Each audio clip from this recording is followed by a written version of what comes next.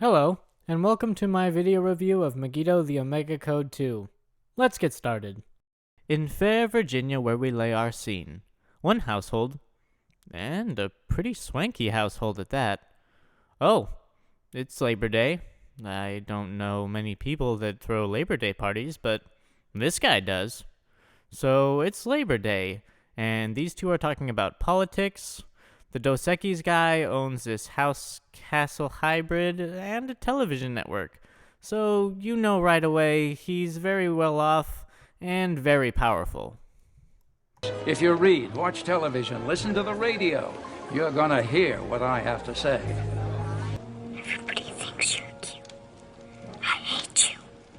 You killed my mother. Whoa, okay. That's very strong dialogue for a young man like yourself. I'm afraid he still misses his mother. So do I. But it's been 3 months. It's time to get over it. Oh, okay, Dad. Just give me a moment to bottle up all of my sadness and hatred, and I'll be right as rain when I mature into a sociopathic adult. So the nanny goes to get him some hot chocolate. And then this happens.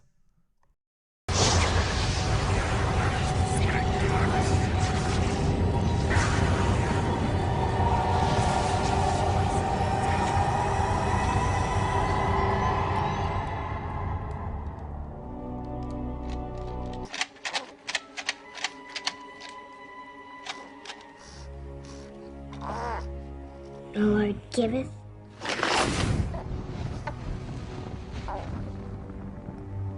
And the Lord taketh away.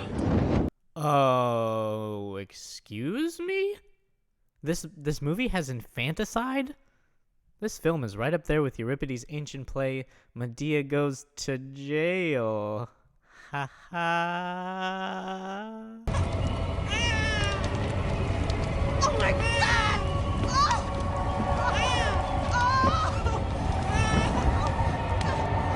No, she saves the baby. Well, I guess that's to be expected.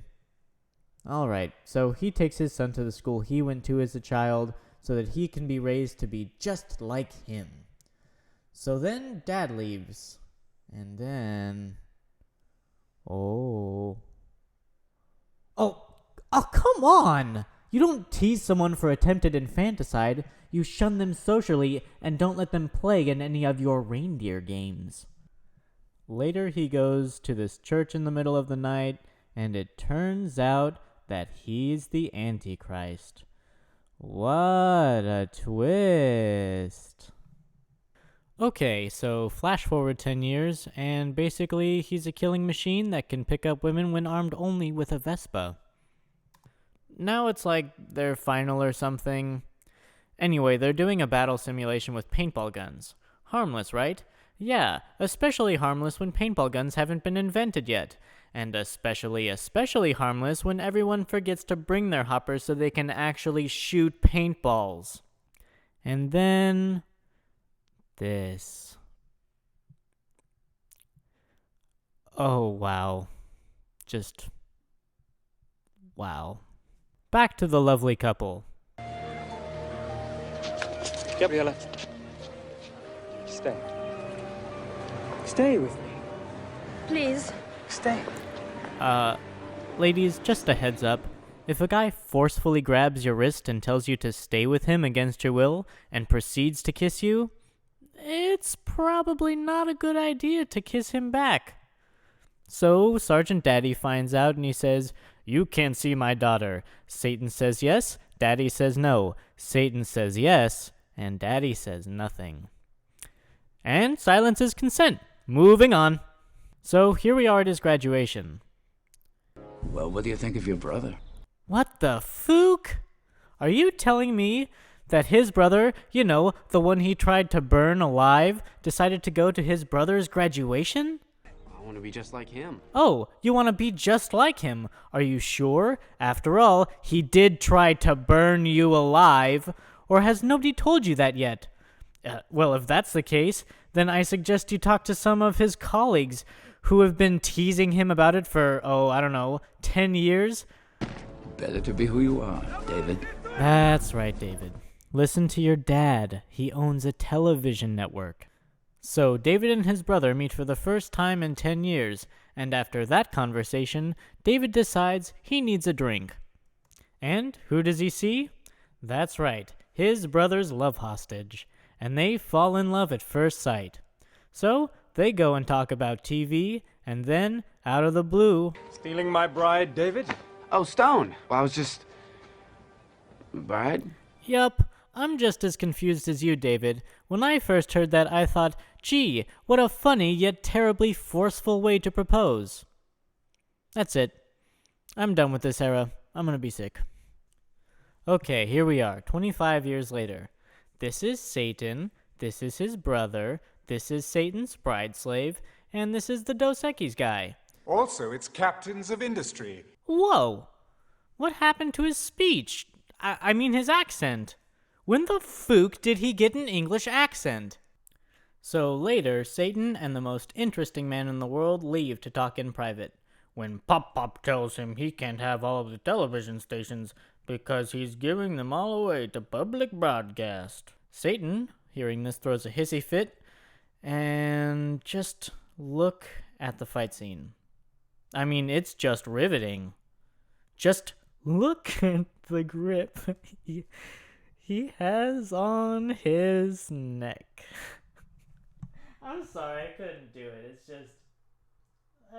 I'm sorry. So, Dad dies, and then... Wait, seriously? Another flash forward, but we just had one in the last scene. Back to the Future doesn't even have as many flash forwards. Back to the Future. So, there's a bunch of war and famine going on. Nothing new. But wait, did you see that? Yeah, in the bottom left corner of that news screen. Oh, how cute, a little pentagram. So I guess he did end up getting the television stations after all. You know, what with his dad being dead. But that's not all bad with all the money Satan has. Now he's solved world hunger, drought, he's even brought peace to the Middle East, and he's uniting the world under one nation. Sounds like a good guy. But wait, what's that? Is that... Can it be? Yes! It's the drill sergeant from Full Metal Jacket. Alright, so this movie's not all bad. I mean, they made the drill sergeant from Full Metal Jacket president of the United States. If I was making a movie, that would be my first pick for president. And I would have Danny DeVito as his VP. But instead we have David, so... So now Satan's going to be Chancellor of the World, and he's about to make his acceptance speech. I have the Chancellor online. Okay, well that was the shortest acceptance speech ever. Somehow he left the conference within a matter of seconds and got home just in time to change clothes, get on his Hackintosh, and Skype the United States. Basically, he says, come meet me in Rome and we'll talk. So, they get on a plane to Rome. In the meantime, the World Chancellor is making another acceptance speech, probably because the last one was like 30 seconds long. Witness your first day in a united world! Excuse me? Can I see that clip again? In a united world! Ah, okay. Yeah, that crowd doesn't seem too enthused about a united world. Now that we've blown the appropriate amount of smoke up one another's hindquarters, do you mind if we get down to business? Oh, yeah, I'm sorry. Let's continue. The president tells Satan that the U.S. won't join his union, so Satan uses his black magic to give him a stroke. While the president is in the hospital, David goes to see his brother. While he's meeting with his brother, the president dies, making David, who was once the VP, now the president. His brother tries to convince him to join him, and together they can rule the world. As if we hadn't heard that 100 times.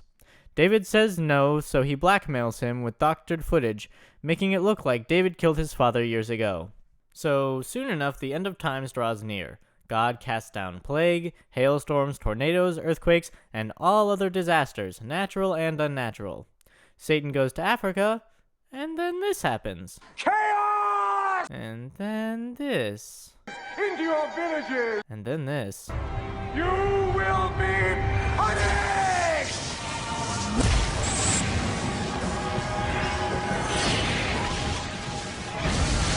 Wow, would you just look at that graphic?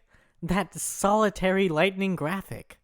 Funny how when lightning strikes it only affects one person at a time, or how it doesn't light this tree on fire. I wonder why that is. Oh, by the way, don't you think that all of that footage of the Chancellor summoning lightning may have leaked onto the internet or something? And that some people would start to think, hey, something's up with this guy. Back to America. So Satan lets the cat out of the bag, and everyone thinks that David killed their father. The FBI are after him, and so they retreat safely onto a helicopter. Back to Europe. Satan talks to Chinese president or whatever, and tells him to meet up at Megiddo. And then...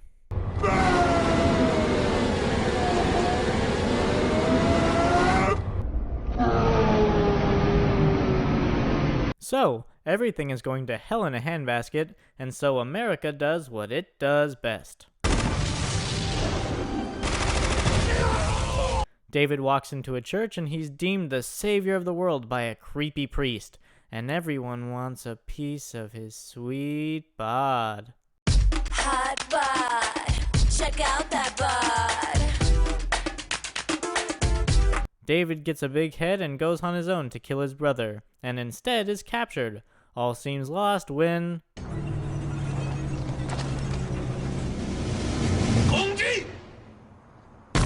Wait, what? Let's see that again. No, I'm pretty sure tanks sound like this. Anyway, more of this happens, and then one of these happens to this guy. And then the editor took some PCP and put a really crappy filter over the footage.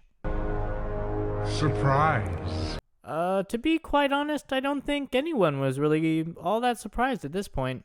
I mean, it's gonna take a lot more than fire to kill Satan. I mean, come on. Satan is practically the embodiment of fire. Okay.